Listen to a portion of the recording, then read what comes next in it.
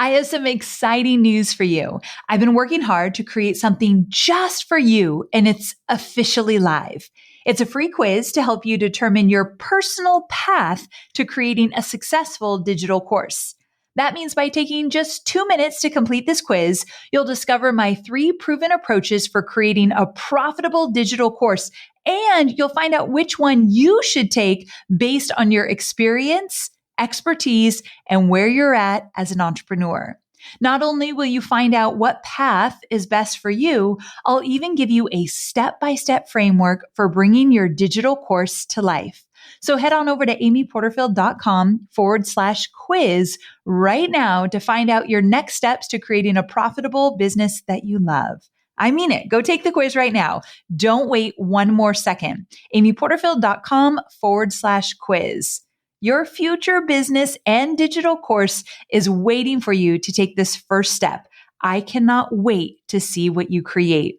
So amyporterfield.com/quiz to get started creating your stellar and profitable digital course.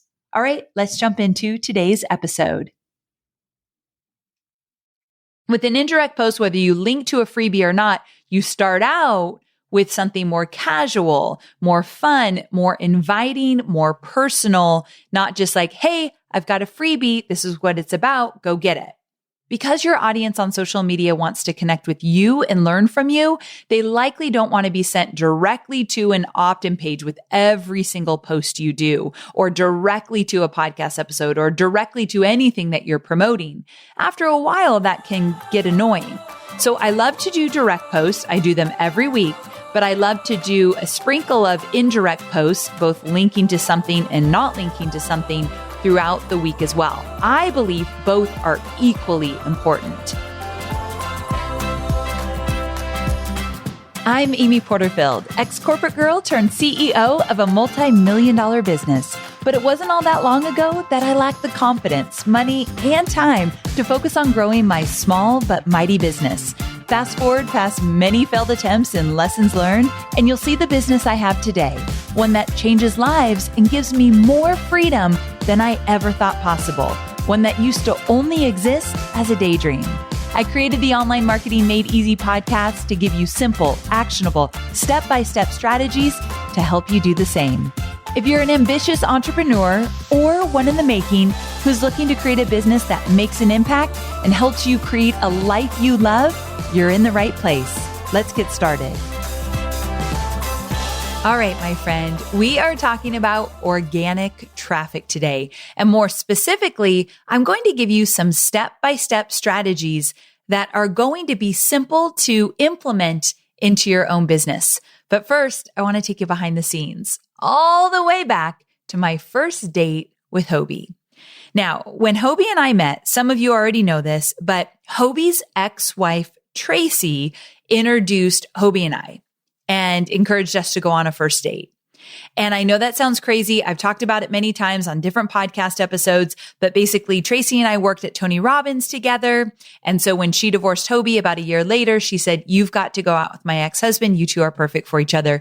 And she set us up. Wild, right? Tracy now lives 5 minutes from us. And ever since then, we've been co-parenting sweet Cade, who just went to college this year. But way back when, Cade was, I don't know, around 4, maybe 5, when I first started dating Hobie. And our first date was a car ride up and down the beach here in Carlsbad, where we were in Hobie's big red truck.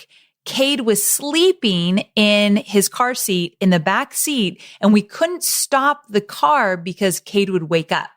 I was going on some kind of business trip with Tony Robbins. And so I was leaving for like a 2-week period when Hobie and I just started talking on the phone. So he said, "Before you leave, I'd love to take you out on a date, but I've got my son tonight. So how about we just get in my truck and we drive up and down the coast and we just chat and get to know each other."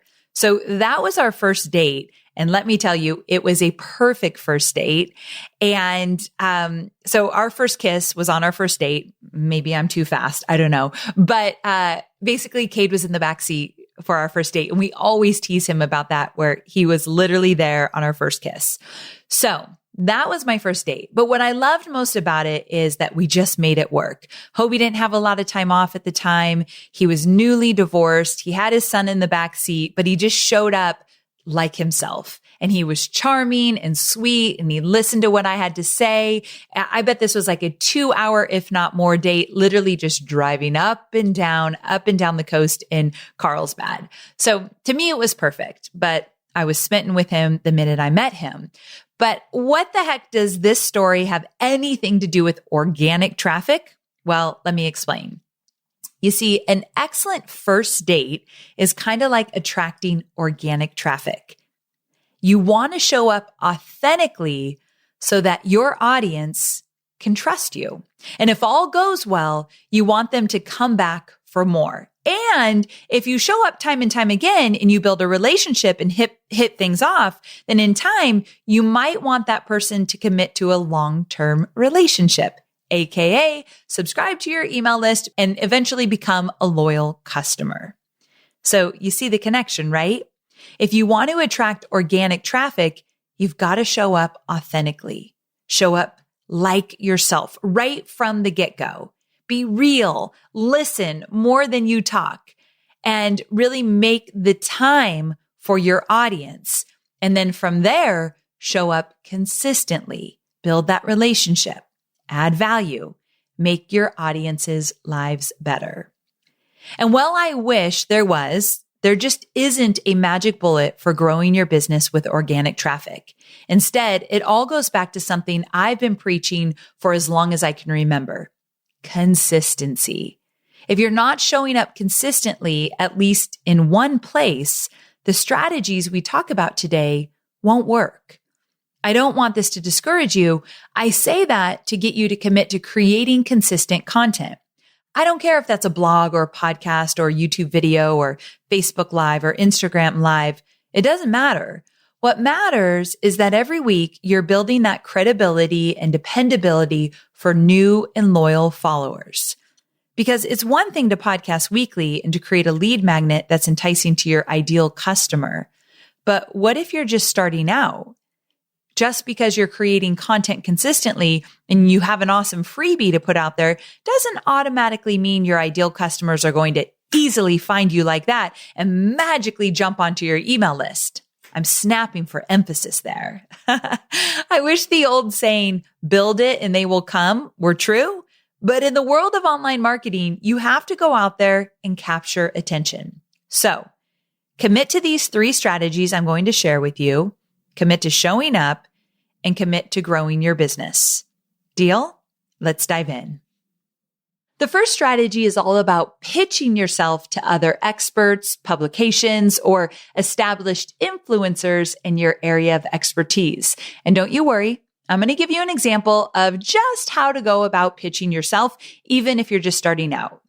Now, here are some ways you could pitch yourself as a guest. However, this is not an exhaustive list and varies for every industry, but it should give you an idea and get your creative juices flowing. Now, you could guest blog, you could be on someone else's podcast, you could join someone on their Instagram or Facebook Lives, or maybe you get featured in a media outlet. But here's the deal. First step, you want to sit down and brainstorm all the possible businesses and experts that you could connect with. Depending on your niche, maybe you want a spot in Parenting Magazine or maybe Yoga Lifestyle, or perhaps you're a social media expert and you want to be interviewed by Jasmine Star on our podcast, or you're in the finance industry and you want to join Rachel Cruz for a Facebook Live. You get the point. I say dream big. Now, to make this happen, we have to start with your pitch angle and how you'll position yourself. It's always important that you lead from a place of service and give a ton of value. Instead of making your pitch about yourself, make sure to make it about their audience in terms of what their audience wants and what will resonate with their audience the most. The good news?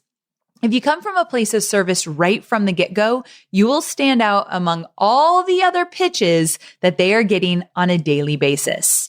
Now, in addition, you'll want to take your story or your expertise and make it specific to that publication or audience. So this is really important. Your pitch should be timely and relevant. That means do your research. Take at least a week to do a full immersion. I don't mean the entire week. Just take some time throughout the week to do a full immersion into their content and into their audience. Get to know them on an intimate level. Here's how to pitch yourself. And just know I have a free resource with a pitch email template in the show notes. So go to amy.online/352. amy.online/352. Now, also, if you're nervous, just remember that if you never ask, it will never happen. The worst thing is that they could say no, and you're not going to die. You're just going to move on. No harm done. That being said, there are a few things that you want to do before you pitch yourself, such as follow them on social media, engage with their content. And like I said, research and do a total immersion kind of thing just to figure out who they are, what they're all about, what their messaging is all about, and who their audience is. Now, once you've done that, you're ready to pitch. Here's what to include when you reach out. For starters, do a little research. Yes, more research, but trust me, it's totally worth it. I want you to identify the point person so that you can email them directly and personalize your greeting. Trust me, friend, there is always a gatekeeper for big influencers. If you can warm them up a little bit by being friendly, conversational, and reach out directly to them asking if they could get your information in front of the influencer, then you're making an instant connection. One of the things that doesn't work in my world is people will just DM me and say, hey, Amy, we want you on our podcast. Or, hey, Amy, can I come on your show? I could teach XYZ. We get thousands of DMs on the regular, and we cannot sift through requests like that. And so I don't believe a DM is the best way to reach out to an influencer. I might be biased there, and some influencers love it, and they've got a big team that can sift through all of those, but I don't think it's the best way to go. Now, next, give some info about your show or blog or expertise, depending on if you're trying to get them on your show or you want to get on their show. This helps to make you credible. If you've got specific stats, share them here. Next, build rapport by relating to their content and highlight who they serve so that you show you've done your homework and you know this person and their audience well. Next, offer a proposed topic. Make it unique, thoughtful, and relatable. For example, I'd be intrigued if someone reached out and said, I heard you share about how you organize and execute a photo shoot on one of your Facebook Lives recently. Because I'm an expert photographer, I'd love to come on your show to share specific tips and tricks that your audience can use right away to enhance and get the best out of their photo shoot. These tips include, and then I'd love to see them dive deeper into what they talk about. So if they can relate back to something I've already done and they could enhance or add value to that, I think that's always a really great thing. Now, pay attention because this part's important. Be sure to let them know that you're flexible and you're more than willing to pivot the content to something that would fit their audience best. And of course, connect them with any social proof that you have so that they can get to know you and your business better.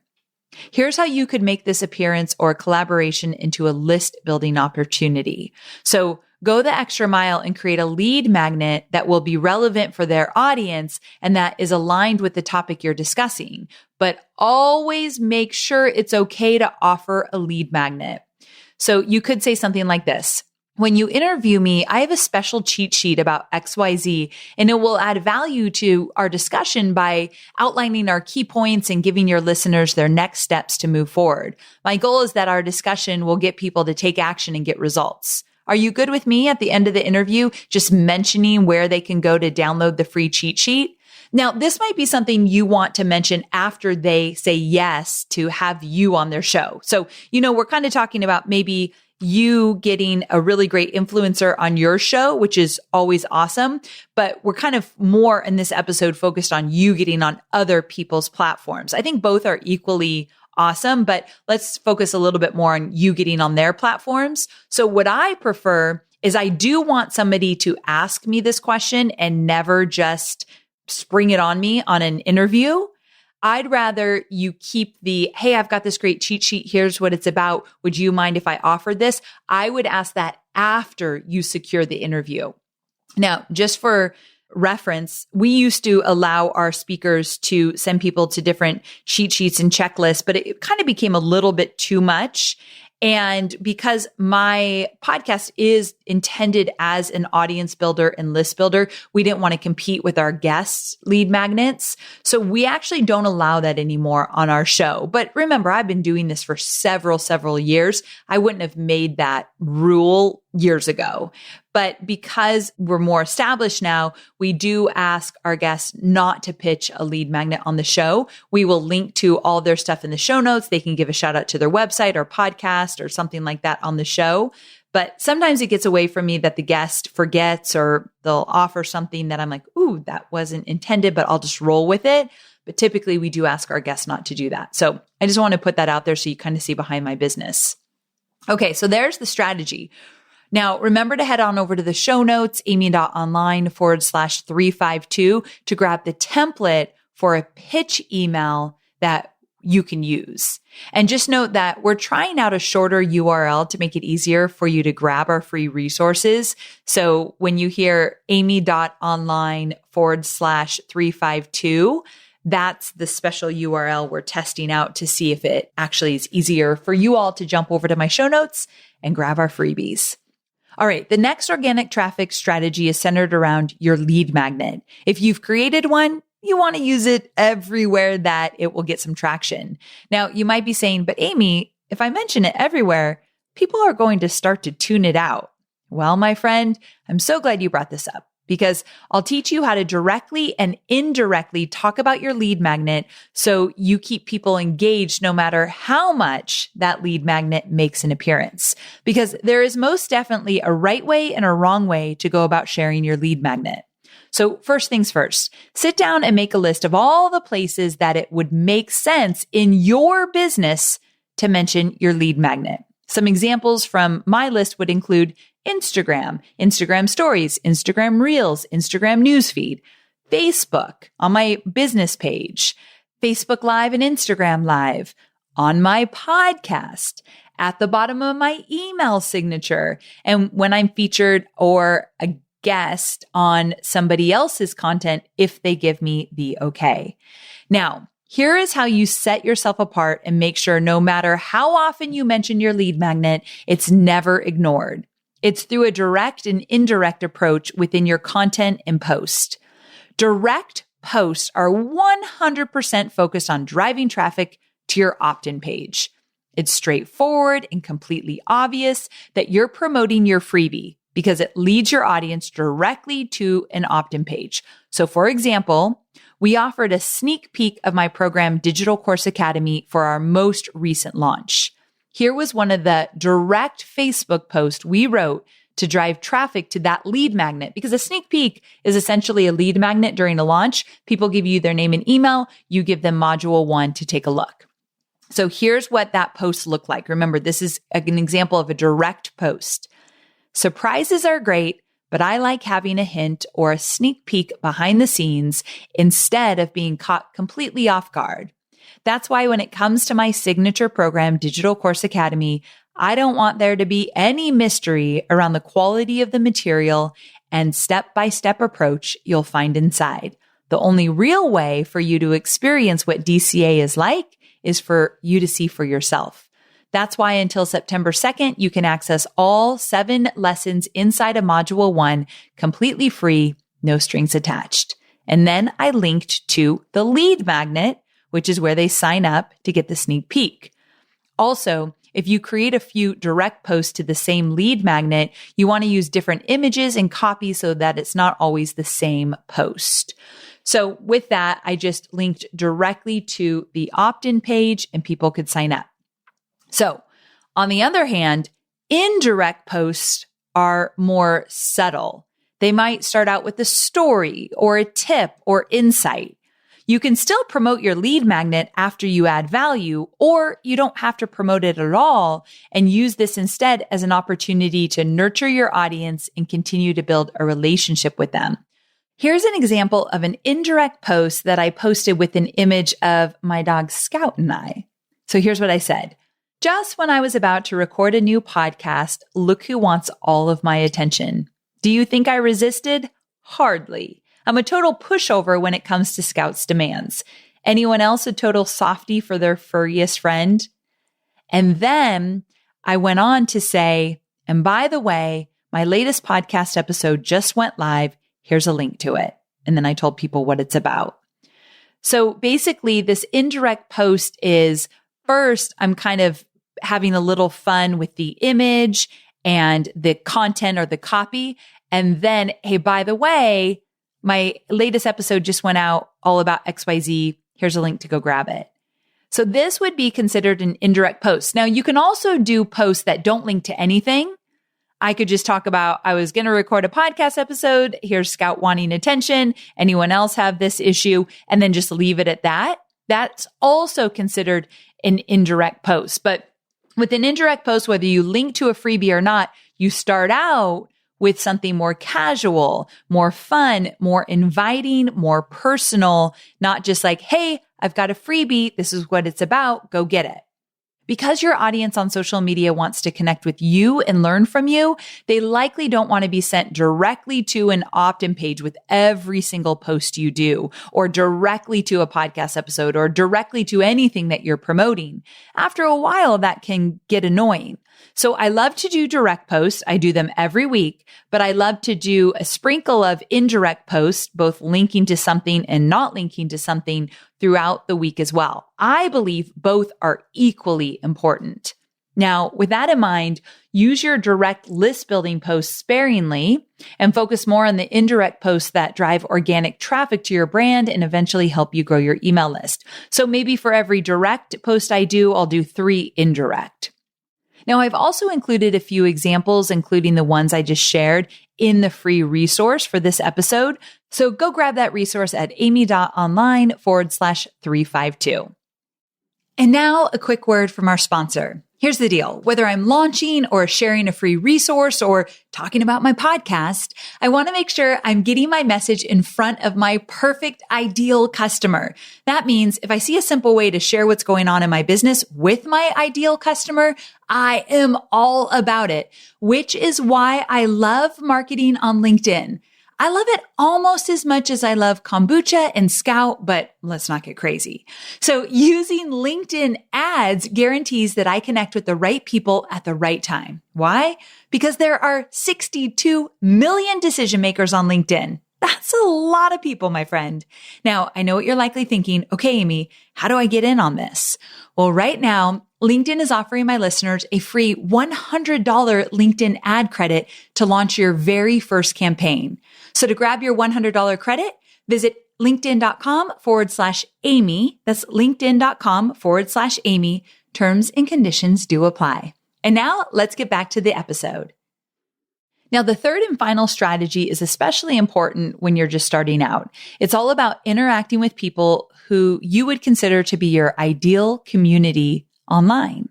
So that would be in Facebook groups or forums that align with your area of expertise, ones where your ideal community would hang out. Initially, you'll have to do a little research to identify where your ideal customers or ideal community is hanging out and what groups they're active in, especially on Facebook. So for example, if you're a dog or cat groomer who only uses natural, clean products for grooming, you want to find a Facebook group or forum where pet owners hang out. Even more so, you'll want to find a few groups where pet owners are in favor of using all natural products. For more information on how to identify which groups are a right fit and not a waste of time, check out episode 324, Email List Growth Strategies That Will Transform Your Business. And I walk you through step by step how to do that. So just go to amyporterfield.com/324 and you can go check out that episode. I'll link to it in the show notes as well.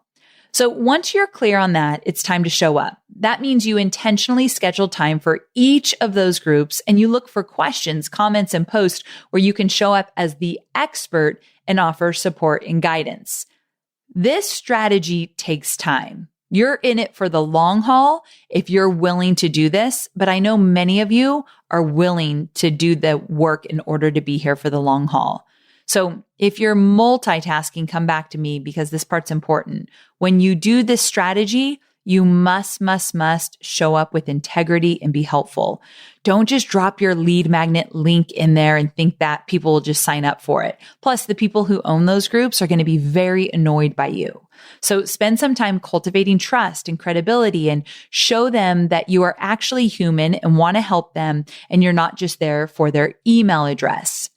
Also, even if you get in there just a little bit to help, so you're not overbearing, like trying to take over the group, paying attention to the questions they're asking and where they're struggling is like such great fodder for your own content that you're creating. So there's a lot of benefits to get into other groups.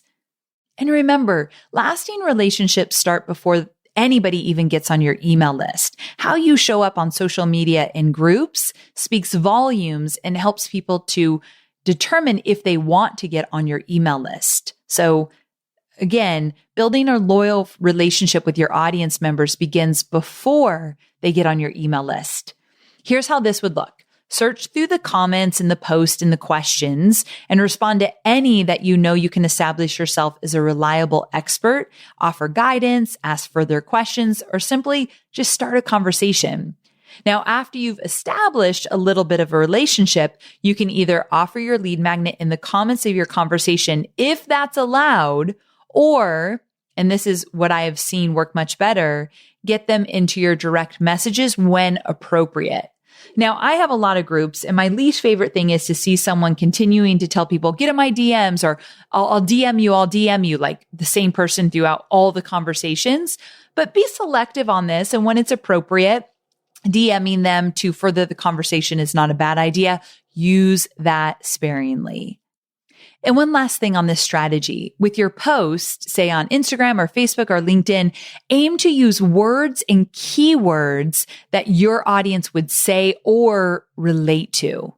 So if you've done any validation or research calls, use your findings from those to craft your post and use personal, relatable stories whenever you can.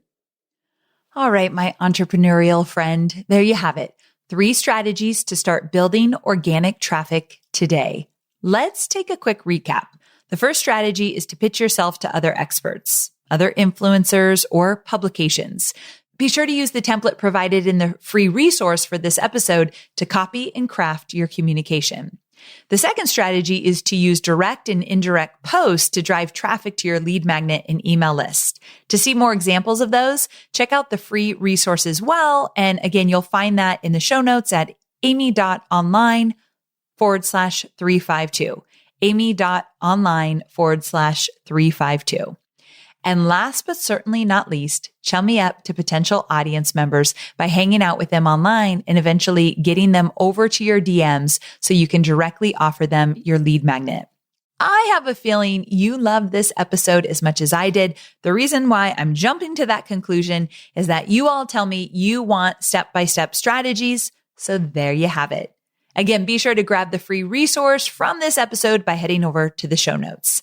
Thanks for joining us today. I'll see you next week. Same time, same place. Bye for now.